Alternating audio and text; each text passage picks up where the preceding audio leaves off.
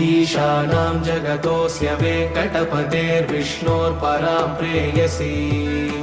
तत्वक्षस्थलनित्यवासरसिकां तक्षान्तिसंवर्धिनी पद्मालङ्कृतपाणिपल्लवयुगां पद्मासनस्तां श्रियम्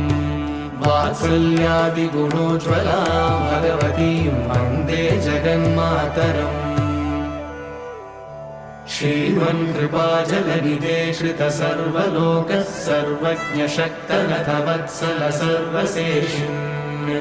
स्वामिन् सुशीलसुलभाश्रितपारिजात श्रीवेङ्कटेश शरणं शरणं प्रपद्ये श्रीमन्कृपाजलनिधे श्रितसर्वलोकः सर्वज्ञशक्तनथवत्सल सर्वशेषिन् स्वामिन् सुशीलसुलभ